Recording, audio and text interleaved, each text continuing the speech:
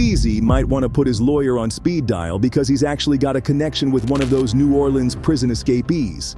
In fact, he's linked to Antoine Massey, that same dude who thought it would be a good idea to start taunting the cops the first thing he got out of the joint.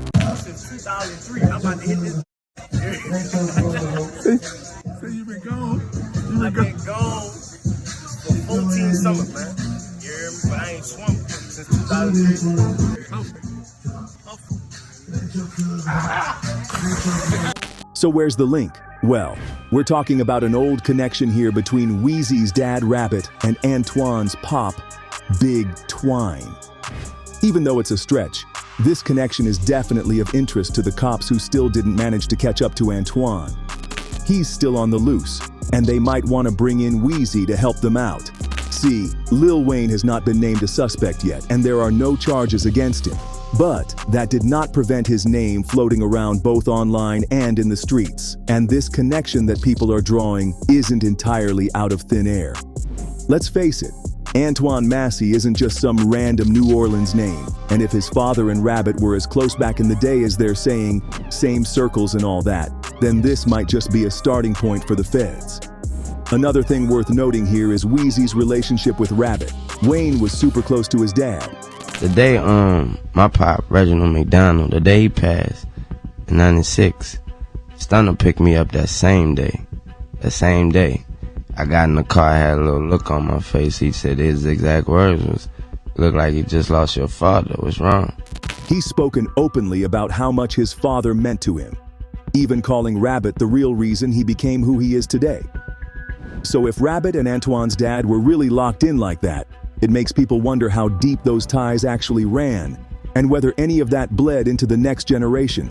Now, to be clear, Wayne and Antoine aren't known to be personally close. There's no record of them being seen together, no social media trail, nothing. But when you're dealing with family legacies in a city like New Orleans, where history runs deep and everybody's connected to somebody, it's not wild for the feds to start asking questions. Especially after Antoine playing goofy and mocking the police online. People instantly start side-eyeing industry folks, and naturally, Wayne's name pops up. Add in the fact that Wayne's rap sheet ain't squeaky clean. Gun charges, drug busts, that Rikers Island sentence back in 2010, and it just adds fuel to the speculation. Even though he's been out of trouble for a while, his history with law enforcement is extensive enough that it wouldn't be crazy if they at least wanted to ask a few questions.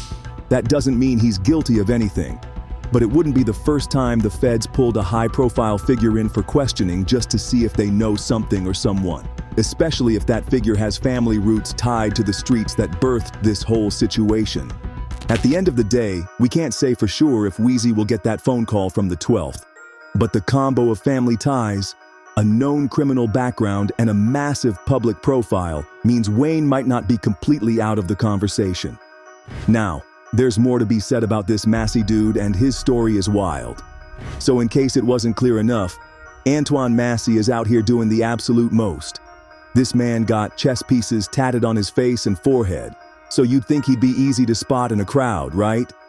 Nah. Even after him and 9 other inmates busted out of New Orleans jail on May 16th, dude is still ghosting authorities almost 2 weeks later. Only him and Derek Groves, another real-deal convict, are still on the run. With 2 men still on the run, each previously charged with second-degree murder, law enforcement remains on high alert. Now Derek is a known menace, caught up in murder and manslaughter charges. But Massey? He's got folks calling him the Houdini of Louisiana. Like for real, man been breaking out of places and disappearing like it's his side hustle. Matt Dennis, who runs this ankle monitor program in NOLA, said Massey ain't new to this. He got tagged with a monitor one time and sliced it off hours later. Didn't even try to hide it, just cut it and dipped. And that wasn't even his first stunt. Dude's pulled this kind of thing 5 times now if you count the ankle monitor breakouts. He first dipped out of juvie, then back in 2019 he ran up out of Morehouse Parish Jail with another inmate, hopped in a rental car, and was gone. Like, who even plans a jailbreak with an Uber waiting outside? Fast forward to 2019. He escaped from Morehouse Detention Center, just outside of Monroe. He was caught the same day, but in Texas. As for his latest stunt, the authorities are convinced Massey was the mastermind behind this latest escape too. Word is, Massey had it all mapped out. Money, hotel, food, the whole nine. And he even had a Lil Cash App scam running inside the jail. Dude was building a whole criminal empire behind bars. Matt Dennis with Assured Supervision Accountability Program, or ASAP, an electronic monitoring company, says Massey was a red flag from the start. Oh, and get this. One of the jail workers, Sterling Williams, claims Massey threatened to shank him if he didn't help with the escape. Surveillance footage shows Williams straight up talking to Massey, Groves, and another inmate right before they made their move. And they ain't bust through a door. They pulled a whole toilet off the wall and slid through a hidden hole. But let's not get it twisted. Massey ain't just known for escaping. His rap sheet is long and it's ugly. He's been convicted of armed robbery, running from police, gun charges, and more.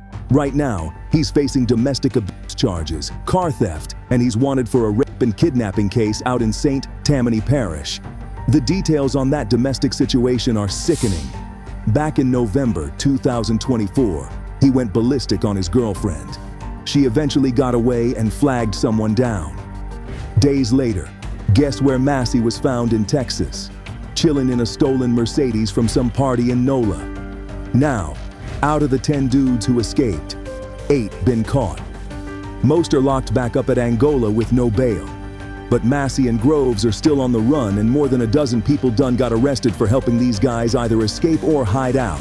So this ain't just some, oops, we slipped out of jail situation. This is deep, strategic, and messy. Antoine Massey's out here playing a dangerous game, and it's looking like the feds are playing chess too. But who are these other guys, and how did they manage to escape prison? Well, that's where things get weird. First off, this jailhouse was basically begging for trouble. Cell locks were janky, and the guys spent about 20 minutes jimmying a sliding door, strolling into another cell, and yanking a combo sink toilet clean off the wall. Behind that fixture was a pipe chase with steel bars. Bars they sliced through with nothing but electric hair clippers. Maintenance man Sterling Williams turned the water off so the place wouldn't flood, then bounced, claiming an inmate threatened to shank him if he didn't play along. Meanwhile, the pod guard dipped out for food and the civilian watching cameras was MIA, so nobody noticed when the crew slipped into a loading dock, scaled a wall, tossed towels over barbed wire, and sprinted across I-10 like it was an end zone celebration. To hide the evidence, a few geniuses even bolted the toilet back in place before ghosting. 7 hours later, a head count finally tipped deputies off. By then, most of the crew had scattered, but the roundup came quick. Lenton Van Buren Jr., Leo Tate Sr., DeKeenan Dennis, Gary Price, Robert Moody, Kendall Miles, Corey Boyd, and Jermaine Donald all got snatched up in days.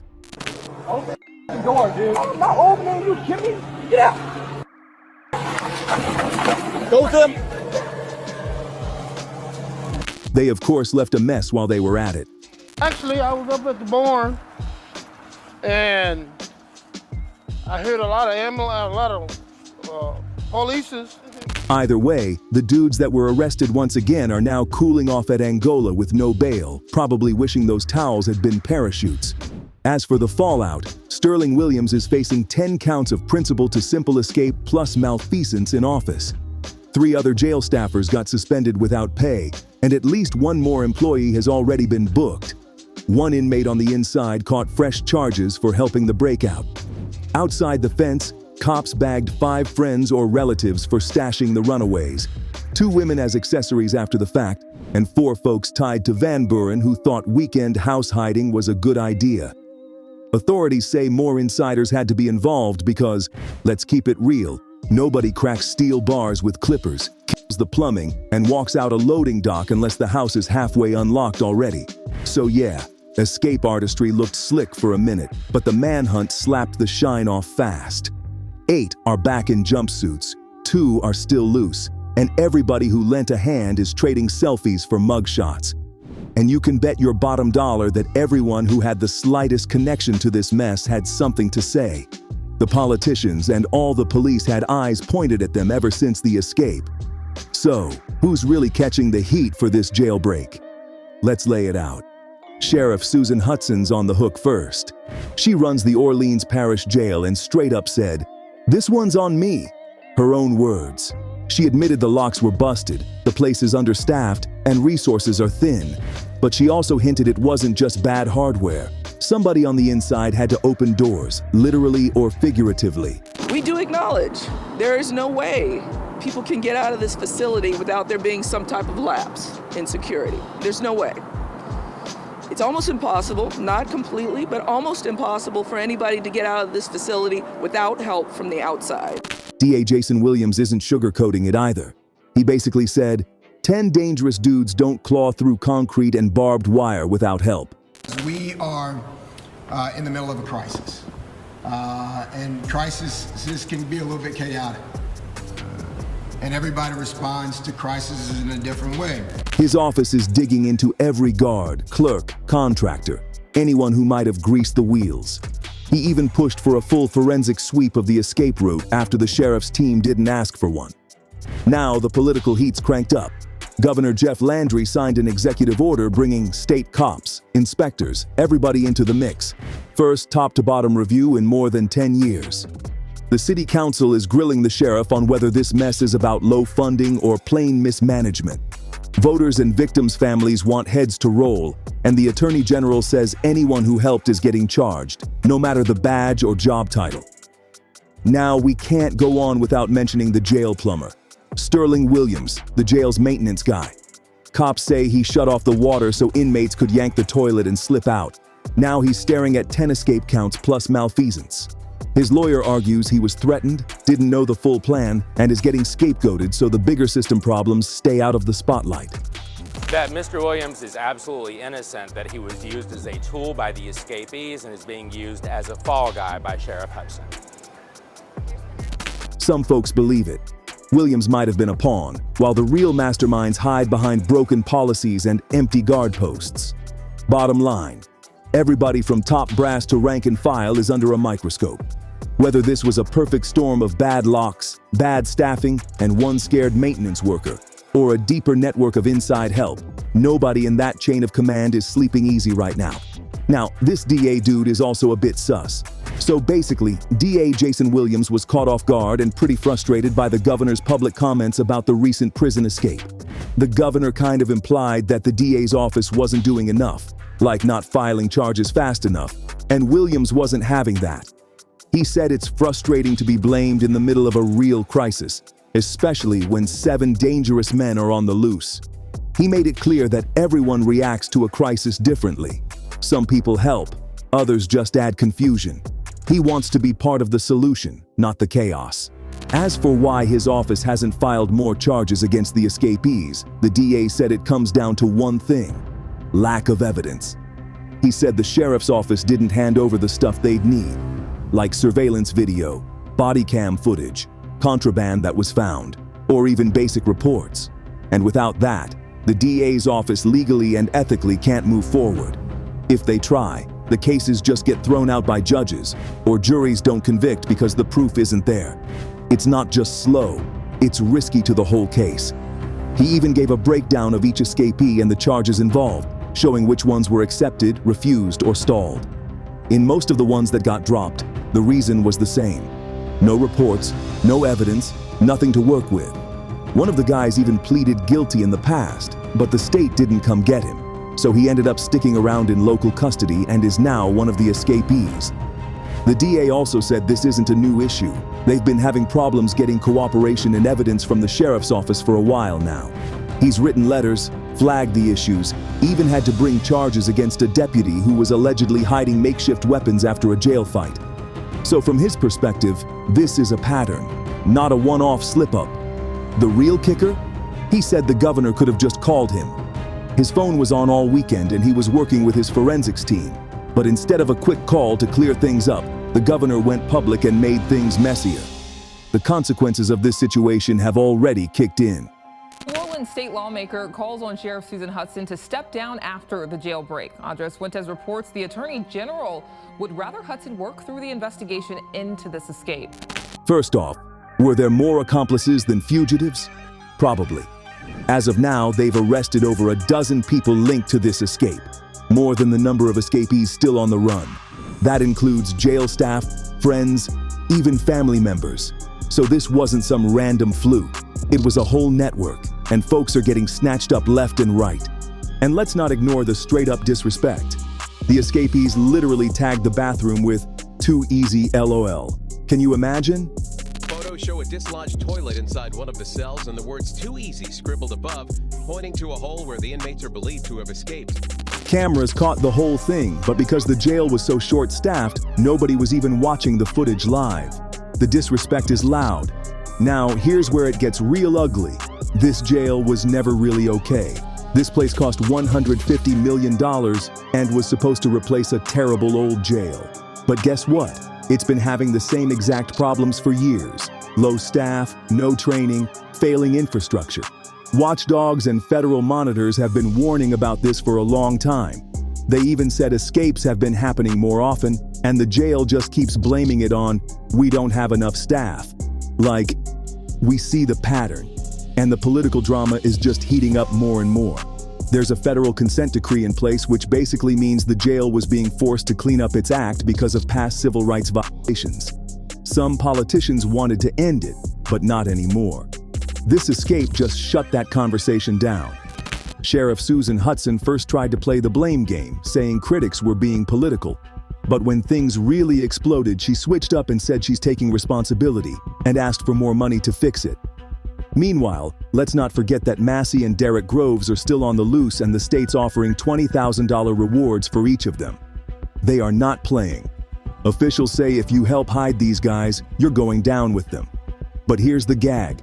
This didn't just shake up jail leadership. This whole scandal has the public fed up. Folks already didn't trust the New Orleans justice system, and this just made it worse. Former inmates and advocates are speaking out about how bad conditions have gotten. Some say it's downright inhumane. But let's call it as it is. This escape is a symptom, not the disease. People on the inside helped and individuals messed up, but this whole system, from the busted locks to the missing staff to the broken trust, has been falling apart for years. Now it's all in the spotlight. And the real question is, will anyone actually fix it? Or are we going to be right back here in another headline? But what do you think? Is this the tip of the iceberg or the whole damn glacier? Also, is Lil Wayne getting involved in the mess? Drop your thoughts below and don't forget to check this next video for more updates.